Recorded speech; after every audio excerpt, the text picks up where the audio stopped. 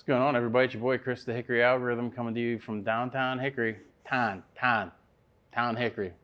I get yelled at all the time because I say town like I'm from Pittsburgh. I'm like, well, you got it right. You are. That's what I thought I was doing good. So, so today I'm joined with Dan Bryant from Health Markets. Dan, how you doing today, buddy? I'm so good it scares most people, Chris. It does scare. These fools cannot steal my joy, baby. That's what it's all about, buddy. Yeah. Well, thanks for coming today, man. I appreciate you. Uh-huh. The reason why I brought Dan in today is I am on the other side of the young professional spectrum, and I'm getting closer to as I get older, and I have things that I just have absolutely no idea about. So I brought Dan in today to sort of start answering some of these questions for us. So, Dan, Medicare advisor, what the heck is that? Means I need to work with my peeps, man. You know, those of us getting 65 and older, right? Yeah, man. Yeah. Yeah, that's. It's funny. The more I talk to you, and you and I have gone to lunch a couple of times, and we've had good conversations. When should I start really thinking about Medicare? Is there a certain age that I should really start looking more into it, or contacting someone like you for these things? Well, there's a couple of dates. I mean, if you make fairly good money, like example, you're filing jointly with your spouse and you're making north of $218,000 a year, you start thinking about it around your early 60s, because there are some implications where you might have to pay more for Medicare Part B and some other parts of Medicare if you make over those numbers. Now, where those numbers will be next year, I don't know, but right now, you can be aware of that when you're coming up on your early 60s, maybe starting to talk to your financial planner or financial advisor about, hey, let's talk. It's called IRMA, by the way, and IRMA can be can be a pain. Now, what does IRMA stand for? Is that an acronym? I don't have any idea, man. Just know she's coming. Yeah. Income something or other, right? But yeah, so if you make decent money, you need to kind of look at that and say, okay, is there a way we can, because it's based on modified adjusted gross income. So there's some situations where you can make adjustments where you don't get burned on that so bad. Mm-hmm. That's probably one of the first surprises people that make decent money get is the IRMA penalty. I didn't even know. I don't even know anybody named Irma. Irma's she can be a booger bear. She comes around. But good news is not a lot of people are in that. So it's a small percentage of people that get caught up in that, but the ones that do, it's a surprise. Now, what's the difference between a Medicare? Now, you said Medicare Part A, Part B. Is there huge differences between those two things, or is it sort of just a little bit different on the same spectrum? Well, very simply, Medicare Part A is hospital coverage. Medicare Part B is outpatient. They actually call it medical, which confuses people. The Part A hospital, Part B medical, but it really means outpatient type care for the most part. And you don't have to have both. You can opt out of Part B Medicare. You can opt out of Part A. It's just not, you've already paid for it. It's usually no charge if you've worked 40 quarters. 40 quarters. But Part B is optional. People can opt out of it. It's not smart, because then you don't have outpatient care and you get penalized later if you try to come back into it late. So most people they'll look at Part A and Part B. The question is, a lot of people, how do I enroll? How do I get this thing started? Yeah. And that's really the first place we begin, is helping them get enrolled in Part A and B Medicare. Now there's Medicare Advantage, and then there's what's the other one I'm trying to think of? Medicare Supplement, Medigap, yeah, what's the Medicare difference? Advantage, Medicare drug plans. That's something we always talk about after they get their fancy dancy super secret red, white, and blue card with their super secret number on it that they get from Medicare. They get into those unopened doors. There you go. That's right. Well, they do actually. Yeah, it's their special at that point. Right. Yeah, they get their Part A and B in place, and we can talk about.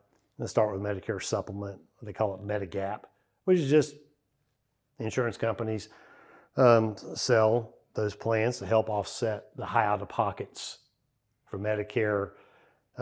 You have deductibles and out-of-pockets for Medicare Part A and B, and it helps offset those. Now, they don't want to get into numbers on those because they change every year. So those are something we need to talk about individually.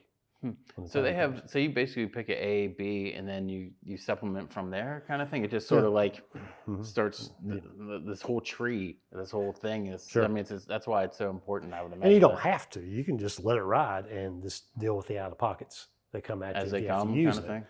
Just some people look at it and go, yeah, okay.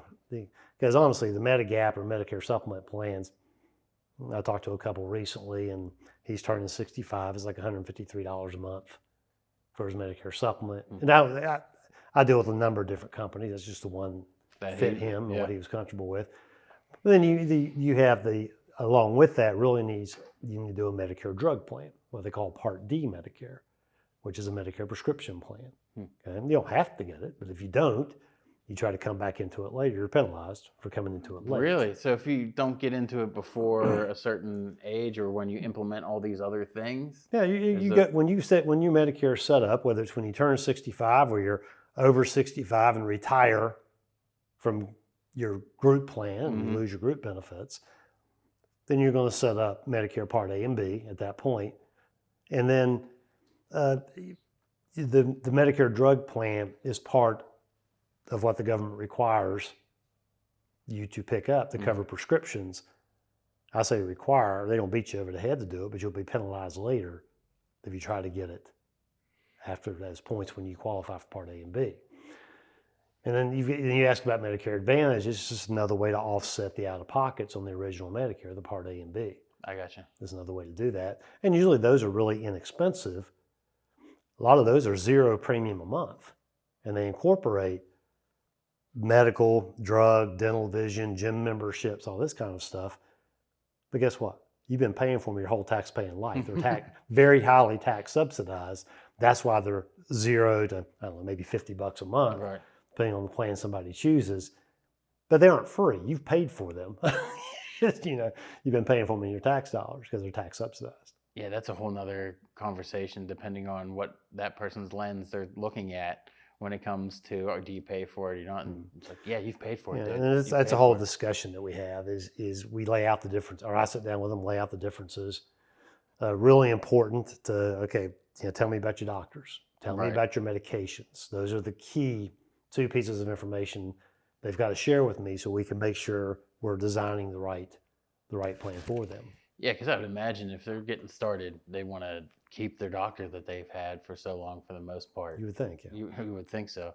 Now, do a lot of people, when they get into the Medicare, have to change their doctors? Is it a lot of that, or is it? Well, most of the time we can find a plan. Now, the Medicare supplement, Medigap, it doesn't matter. As long as the doctor accepts Medicare, Okay. they're good to go. Medicare Advantage plans, you have to be very network conscious, right? So There you go. if you pick, whether you pick in the Humana, United Healthcare, HealthSpring, Devoted, whatever company you're choosing, stay with that network. you want to make sure your doctors are part of that network. Then you want to make sure your medications play well with the company, or the company plays well with your medications. Yeah. That's where a lot of our conversations come in. My wife has Aetna. I want Aetna. Okay, great, you can do that. However, your doctors and your drugs play much better with Devoted or United or whoever, right? So you say, okay, so you can do that, do the same plan as your wife, but here's how much less you're going to pay for your medications and your out-of-pockets, then your doctors work over here better. So that's, a lot of people go, okay, then know that. Okay, I'm fine doing something different. Yeah. That's about a conversation. That's, right? Yeah. And whether somebody chooses Medigap or Medicare supplement and a drug plan, or they choose Medicare Advantage, I don't have a clown in that circus. I help people with both. So we just talk about the differences and what fits them the best. Wow, man, that's a lot. Like, but it all starts with a short. All starts with a short conversation that might lead to a longer one. Yeah. And then we go from there. Well, what do you think as far as somebody like in their 40s and 50s, and all of a sudden something happens to their parents and they're now taking care of them? Like, what conversations? When do they have to start having those kind of conversations with, taking care of a loved one? How because if that ever happened to me, I would feel so out of place. Like, I'd be like, I don't know what to do. Well, I mean, if you got parents coming up on 65 years old, yeah, right? That's where they want to start the conversation about Medicare, right? Usually 3 months out from turning 65 is when they want to enroll, and they can go to the Social Security Administration website or Medicare website. Just go down that. And enroll in Part A and B. And some people that have employer group plans in the state are over 65 are probably already enrolled. Most of them are already enrolled in Part A. But they need to enroll in Part B when their employer group coverage goes away, so we can get them set up. Get them access to the Medicare Supplement, Medicare Advantage plans, and Medicare drug plans. It's all about individual situations and conversations. Yeah, I think I'm trying to talk in generalizations, and it's like every plan is different for every single human being, because no one's making the same money, no one's having the same progress to get there, and no one, you know what I mean? So it's for me to sit here and ask you, like, well, what about 40 and 50-year-olds and their parents? It's like, well, again, you got to have a conversation. Yeah, the plan situations will be the same. The individual situation will be different, and that's why they got so many designs on plans. Yeah, it's the Medicare is one of those fields that whenever I start looking into it and I start seeing it, I feel overwhelmed. Like I start feeling like I'm a little out of my element.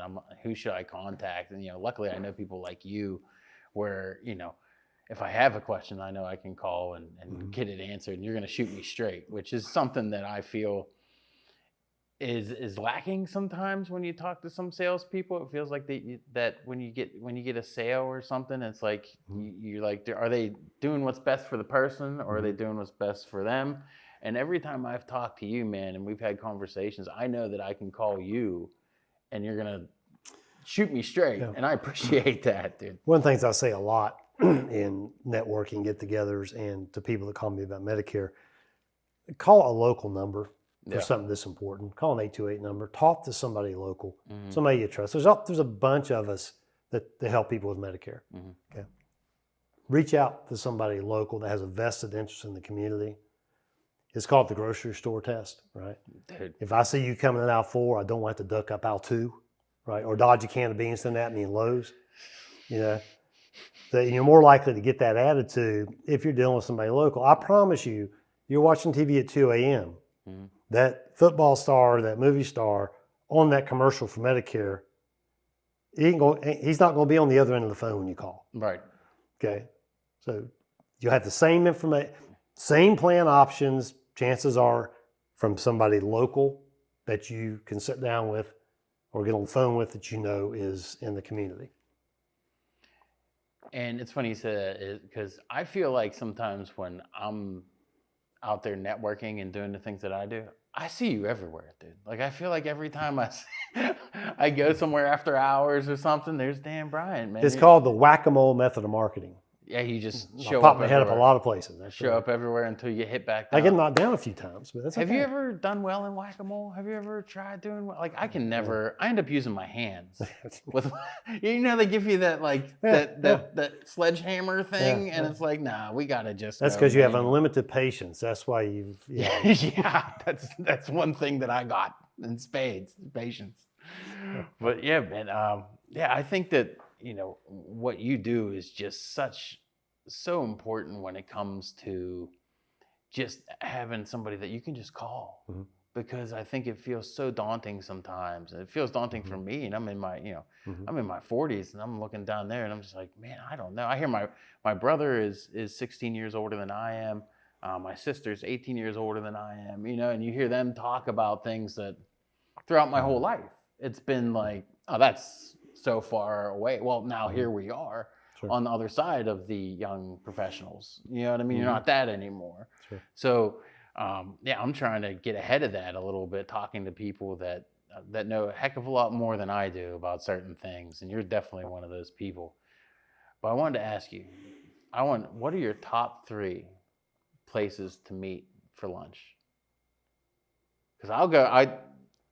So whenever we go, where did we meet last week? A couple weeks ago. What was that place called? North Hickory Market. No, I had never been there. North Hickory. Do you Market. like it though? Yeah, I like that. It was good. This is something different. You know what I mean? Those guys, they have a little. I called them a little mad scientist in them. They got a little bit of that, like not the same old kind of thing. They're not afraid to go out. They had homemade Pop-Tarts the one time. I was like, dude, I got to stay away from this place. I got to stay away from that, though. That's not exactly... You got any other spots? We've met at the old station down here. That's a go-to. At the station. Yeah. Look, I like Jen's Buffet down at Carnival Walmart, right? There you go, dude.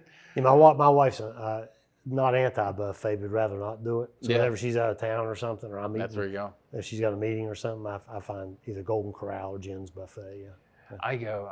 Me and my wife. So she was down at Fry, and we end up going. We end up going to Lowe's, like right down the street, because they have a salad bar. They have a pretty good salad bar down there, man. So yeah, it's funny. But so what else has Dan Bryant got going on, man? What else you got? Anything you're looking forward to? Any kind of events or anything you're going to? Oh, listen, it's my 4 priorities in life are faith, family, country, then business. But yeah, I mean, this weekend I chased a 2.5. Actually, he turns 3 in May. My grandson around all weekend. How are the legs, He dude? is wide flipping open, that boy is. I'm telling you. Yeah, the legs just go, go, go, go, go, go, go. Yeah, does he get into like Legos or anything like Well, that? he's into everything, man. He just, whatever you put He's in big front in of him. Dinosaur and Paw Patrol. There you go. Dinosaurs and Paw. He can name you the dinosaurs. You hold him a dinosaur. He's been able to do that since he was turned 2. Hold a dinosaur up, he'll tell you the name of it. Like you know how sometimes they'll have like a T-Rex, or does he give you the whole? Oh yeah, the whole name, dude. And he'll hold up. Hey, not even showing the dinosaur. You go, what's the name? He'll give you the long name. And you're just like, that's right. Do you tell him he's right, or you're just like, yeah, Well, whatever he says? If I try to say, he'll say, no, pops, you're wrong, and he'll correct me. So do you get him does he come around once a week? Once or twice a week we see him. I mean, I didn't realize how far down the pecking order I could fall until that grandson came along. So now it's me and the dog hanging out, you know. And just waiting for someone to come say hi to you. Bottom of the pecking order. Hi, notice me, please. Yeah. Right. What kind of dog do you have, Dan? What kind of dog do I have? Yeah. A confused dog. A confused? He's a confused dog. A confused dog? He is part Basset Hound, part Golden Retriever. Oh, wow. He's low to the ground and stocky like a Basset Hound, but he's long and golden like a Golden Retriever. He's a lap dog, right? He jumps right up on your lap. He's a 55-pound lap dog. Yeah. Now, actually, he's not very cuddly. Nice dog, everything, but he would rather just say, "Don't touch me." Just sit next to you. Just when you clumsily lose the food, I'll be there to pick it up. Yeah, if he happens to be on the couch and stretches out and wants to nuzzle his head up against you, don't you nuzzle? Don't you try to nuzzle me? I will nuzzle you if I want nuzzled, right? Yeah. Have you always been a dog person? Have you? I'm a dog person. Yeah, I thought I was a cat person for a long time, and then I got my first like dog when me and my wife, then girlfriend, moved out, and man, it's been that ever since, dude.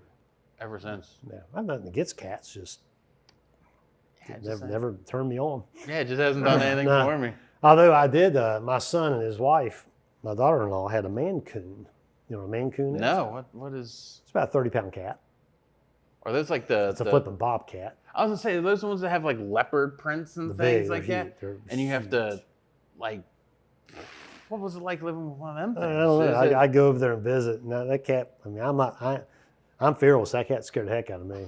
I mean, you'd walk by and he just gets this guttural. That's what I was gonna ask. Whoa! Do they like? There's no meowing. His paw's about that big. You know.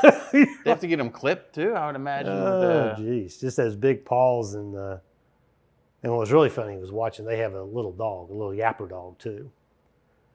And that yapper dog he always was bugging that Mancoon. Mancoon, you get tired of it. Yeah, they put him in its place. I'm sure. Until 5 minutes later, when that yapper dog's back again. No, but Mancoon, I could own a Mancoon. I like that idea. Yeah. Do they just let those things roam the neighborhood? They're great pets. They're great pets. But do they like roam the neighborhood? Like, what would you think if you saw that thing like walking down the street? You'd be like, "What the heck is that?" They're kind of like Garfield. They really don't want to wander too far. Oh, really? If you're feeding me and I got a place to stay inside, I'm cool. Yeah, they're not wanderers. Yeah. At least theirs wasn't. But they have heart issues. And, Oh, do they they're really? big cats, yeah. Yeah. A lot of body for that thing to be hauling around. They're awesome looking cats. Oh, they're beautiful cats. Yeah. So. Yeah. Well, I wanted to thank you guys for stopping by with me and Dan Bryant. Dan, thanks for stopping by. Yeah, man. enjoyed it, Appreciate man. Yeah. Again, this is Chris with the Hickory Algorithm, man. Go do something for the love of the game. We'll see you out there on the Hickory streets. All right, the Hickory streets Yes, is where we you can will. find us. You guys do something for the love of the game. Thank you.